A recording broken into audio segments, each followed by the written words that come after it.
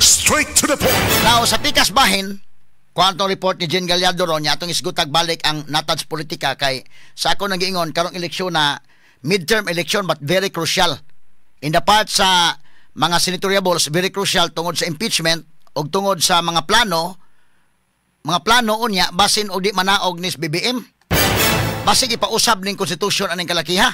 So kinalan nga doon na tay back up dito mahigala sa Senate nga medyo ligon-ligon. Dili pasabot nga kuan kanabang dili kinahanglan nga kananaan kamo lang mapili no basta kay sa tan-aw nga kanabang mubarog balansad. Dili ba kanang under the bunal ba o sa sultis Malacañang mo sunod na sa dayon kay uroy og mag-chat-chat taron. Uroy og mag-charter change taron. Kay doon na rabay pamahayag mahigala si Governor Manny Piñol. Ako ipabati ninyo ha karong taon. Ngano nga importante ka ng eleksyon na o ngano nga importante sab ang lokal mga higala nga eleksyon. Ha? Unsa may gipasabot ni Governor Manny Piñol anis Cotabato niya sa statement ha nga nganong mahinungdanon kayo karong eleksyon na mo nang ako mong giawhag pagbuto base sa inyong konsensya, base kung kinsay inyong tan-aw nga maayo o mas mayo nga kausara man ta maharing lungsod kana namang Mayo 12. Mas mayo nga dili ta magpapalit, dili na to ibaligya ang atong boto kay lisod man kayo na nga ang atong prinsipyo atong ibaligya. No? Kana og sa atong kakabos magkapobre-pobre ta pero at least naay naa nato nga dili mapalit og kwarta. Mo na usa ka butang na kay nga importante. Kay lisod man kayo na nga for sale na gyud tanan, ikaw for sale sad ka ayaw. Ha? Muna akong iyon, ako magkapobre-pobre ko diri. Bahalag magkapobre-pobre ko diri basta kay dunay butang nga mahal nga butang para nako nga di mo pwedeng paliton. Muna prangka-prangka pagka-istorya kay. So kaning atong mga igsoon din nga naminaw, kining eleksyon na timan inyo, Mayo 12 eleksyon, kanang adlaw haring lungsod ta. So kanang yung pagkahari ayaw ibaligya. No? O, buto ka mo kutob sa inyong konsensya kinsay maayo kinsay tarong din ha. Pero dunay gi kwarta, di man ko makapugong ninyo gyud kay gawas ako makasulti man ako sa kong kagalingon. But kamo din ha, og dunay kwarta pwede po dawaton na lang sa ninyo total inyo man ang kwarta, pero ayaw ibuto og kinsay naghatag anang kwarta ha. Mo na giingon nga hala ko prasa lang yun na. Karon pa ko manudlo ron. Ako itudlo ninyo number 1, ayaw gumugdawat og kwarta. Mao gini pinakasaktong tudlo. Na karon og di malikayan kay sa untaman nga kalisod usahay, dahala. Kuprasa kana ang paon, iluwa ang taga.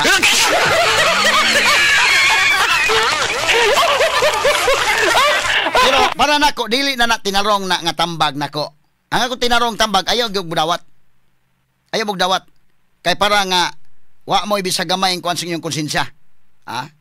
Mamaya ko itudlo sa akong mga broadcasters hasta ko mga estudyante sa kining communication nga mga estudyante nako. Ako tudloan sa kay kining media ta daghan na bay muhaylo na to. Ha? Tira prangka bang istorya. Kuan ni siya. Kana na ang real talk ni. Og mahimo na kang naa nakasakop sa media, labi pa karon mag-handle na kag program ron nga dinagko ng program. Daghan magay gusto mo palit sa imong prinsipyo. So, pugong kagyo diha. Kay di naman ta ka komentaryo og tarong aning kalakiha og nagdawat na kada speakers, di po kay gidawat payroll diri. Agi sekreto po dawat mahigala sa ATM.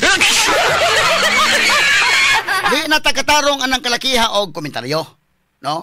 So mo na nga isa magkapublik-publik ta pero do na gibuta nga kini ni ang dili pwedeng paliton.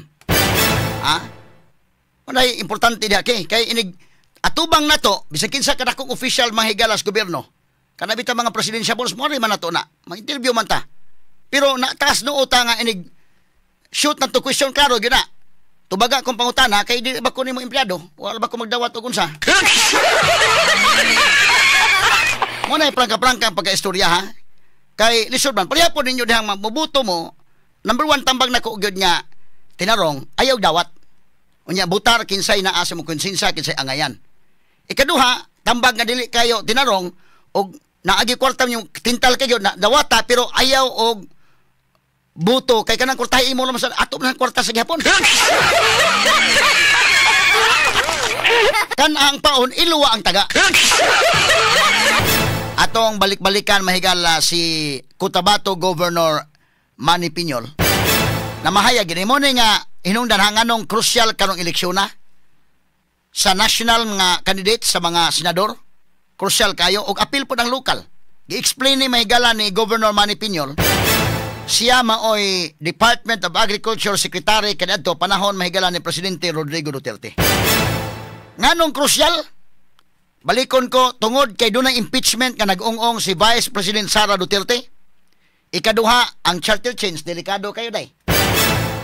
Delikado kayo. Now, niya ang pamahayag ni Manny Piñol, apil ang sa lokal nga eleksyon, crucial sab. Ato paminahon si Manny Piñol sabi before tang padayon sa discussion. Asa man to names? Okay, kini. Asa man ang kuan ni? Nag-aaway ang kampo Marcos at Duterte. Why did it come to this? Bakit nangyari ito? Sapagkat merong isang tao na napakaaga gusto nang tuparin ang kanyang ambisyon na maging presidente ng Pilipinas. Ang unang ginawa nila, People's Initiative, they wanted to amend the Constitution so that we will shift from presidential to parliamentary and he can be appointed Prime Minister. Hindi nagtagumpay yun, 26 billion ng gastos. Gumawa sila ng bagong programa, ayuda. Etong mga perang binibigay sa inyo, hindi itutulong sa mahihirap. Ito ay pambili ng boto natin para yung kanilang kandidato sa lokal ngayong eleksyon ay mananalo in preparation for 2028. Hindi pa rin nakontento. They impeached Sara Duterte. Hindi pa rin nakontento. They exiled the former president to The Hague to be tried by a foreign court. My dear friends, all of this have bearing on our local politics. Sapagkat, ang totoo niyan, etong mga ayudang tinatanggap ninyo ngayon ay bahagi ng isang matinding plano para bilhin ang mga boto ng ating mga botante so that they will be able to position their local candidates so that in 2028, that man who has been salivating to become the next president could fulfill his dream. And this man is no other than Martin Romualdez mo kuno ato ning i-analyze straight to the point.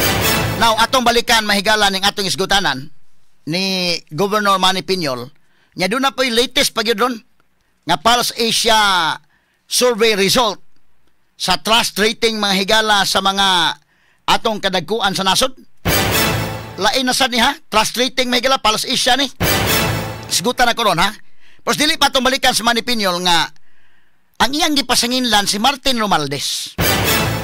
Nga dunay sayong ambisyon manang kung nakabantay mo atong first half, wala pa tamabot in tunga-tunga. Doon na to'y People's Initiative itong pirma-pirma ba? Numdum ka day? Nigadir o mga pirma kay aron nga usbon ang konstitusyon. Mo na yung laging bantayanan. Kay numdum mo nga mga pirma mahigalala by district to mga kaigalan tong paggadir o mga pirma kay aron nga mahimo tang mo shifta sa atong matang sa panggobyerno og mahimong prime minister kining usa ka tawo.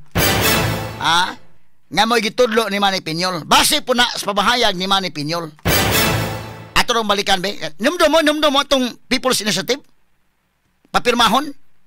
O mo man hinungdan nga ang lower house milihok na ang Senate wa kalihok. Mo nang murag hinay man ni si Subiri Eli Santa ni be.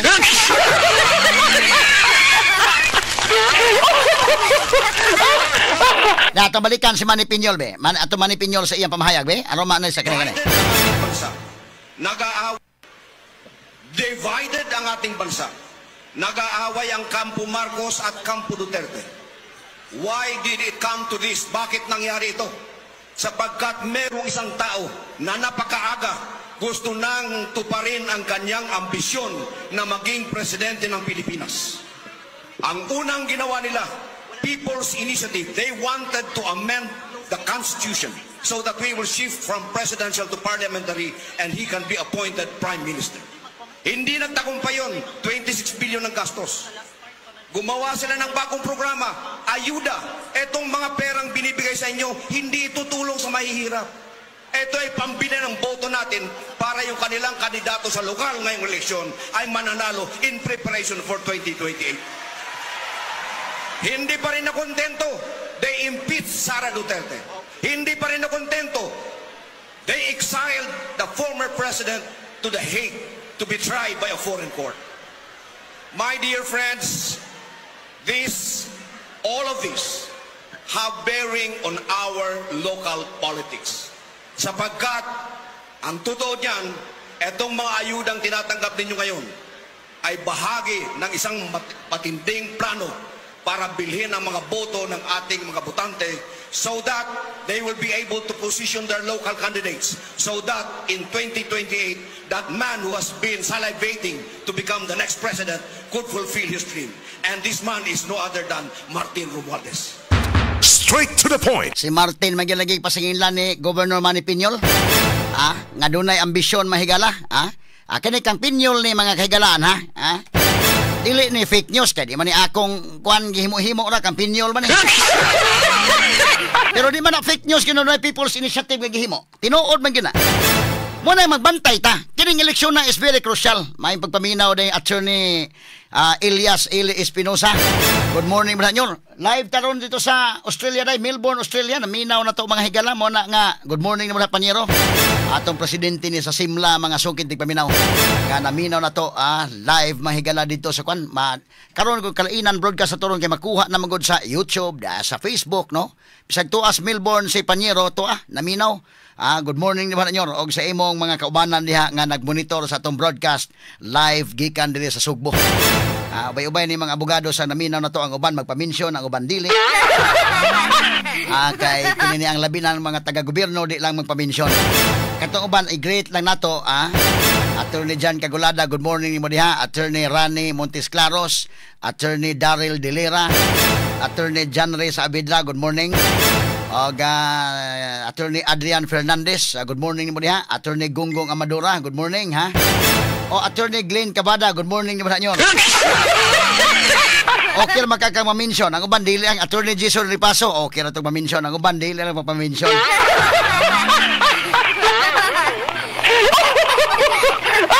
Karon mo lagi nang Piñol nag-away-away na ning kampo Duterte o kampo mahigala ni Marcos. No? O garita mahigala sa politika sad, mo lagi ni nga iyahay na nagpaningkamot ni mga senador karon, ang bantayanan na ginani nga kini ang gawas ining impeachment ni Sara kining magchat-chat ta simbako. Mo ni ang bantayanan. Mo na nga karon tan-aw ninyo mga kandidato, nara ninyo sa inyong konsensya o kinsa ang butaran din nga number 1, di lang no tan-awon ang impeachment ni Sara, tan-awon nimo ang sa sunod ani karon basi dunay chat-chat ni. So tan-awon nimo mga higala din kinsa ang ngayon ito ibutang nga ang Senate ba makastand sa iya. Kining lower house mahigala masabot nato nga under the bunal maginis Malacañang lagi. Kay bawo man ta ana mga kaigalan kay local maguni nga national sila nga kuanunta pero ang ila ba mga constituente ba by district no? Magagad sab sa kamaayong kabubuton res Malacañang.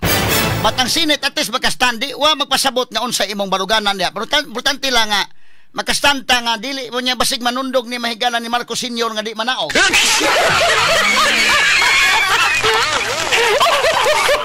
So muna nga mo-consider po ng uban tanaw nila be kinsa ni atong butaran nga mga senador nga magmustan gyud. Muna apil sa lang i-consider si Bam Aquino o si Kiko Pangilinan basig mo standing nga makastan ang Senate ani. Depende ra. Ang uban mahigala PDP laban moingon sa Duterte lang ta. Ang uban sabi ngon okay lang ta alyansa pero siguro unta lang nga kanang mo stand ba. Kay og tan-aw nimo mo mag-agad sa dikta sa Malacañang, wa tay mahim sa ining kalakiha unya. Na may mga alyansa candidate sa karon nga posible og mo ingon simbako og sa himuon unya. Gawas ang impeachment nga makabarog ba og ila. Mo na atong tagaag pagtagad mga kaigsunan, no? Kay kining gisulting man ni Piñol posible ba kay nahitabo ba yan ang People's Initiative? Ang delikado ini mga higala og di ganahang manaog ni Junior.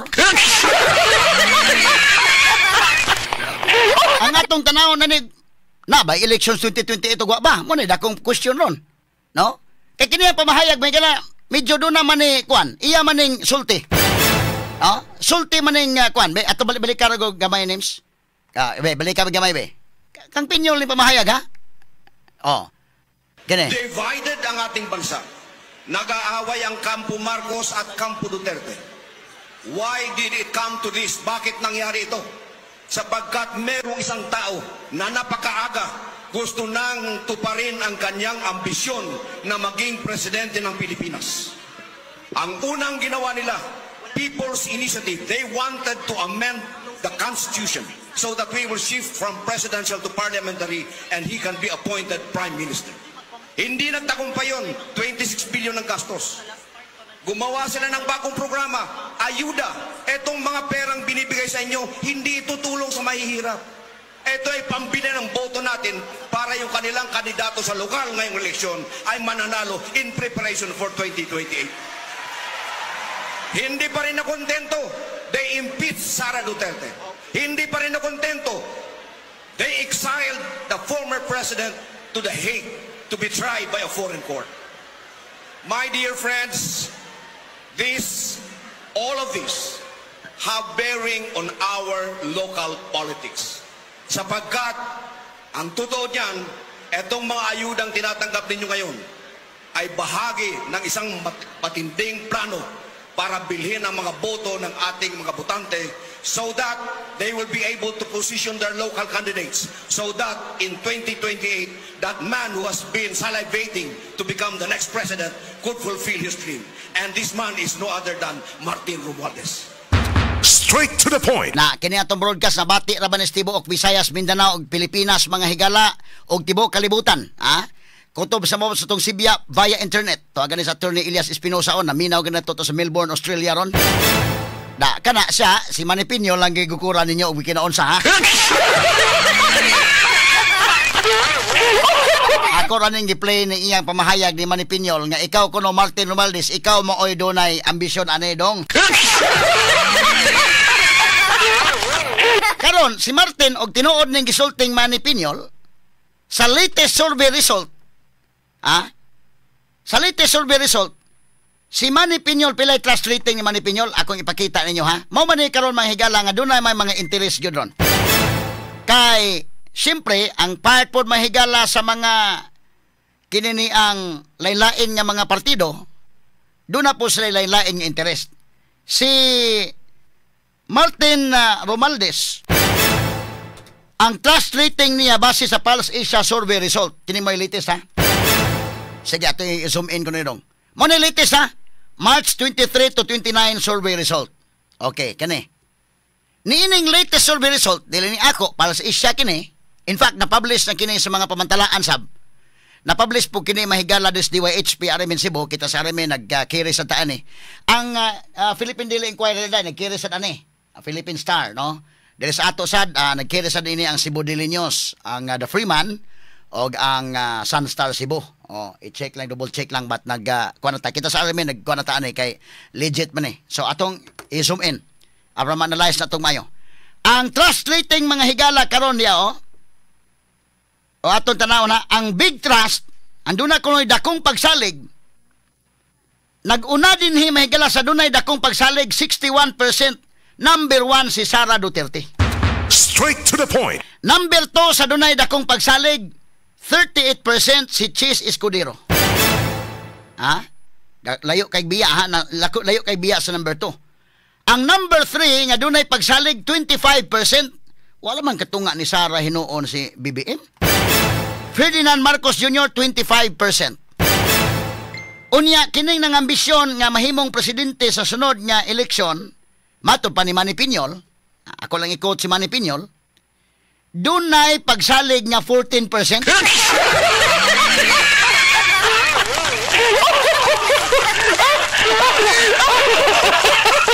Medyo makapanguros sa ining kalakihada. Wa mo ilain din nga makuan og panalitan di gyud ni mada si Martin panalitan og mo ituboy pagka presidente sa sunod. Mangita na lang yung administration og lain siguro nga kinsay lain diha nga duol-duol ba. Bueno kung ma-impeach si Sara, medyo ma-level ang playing field ani. Kay si Sara taas mag-rating. Og eleksyon na to ron, real talk ba lang. Og eleksyon na to karon daog si Sara. Pero ma-impeach ni, so medyo ma-level ang playing field. No?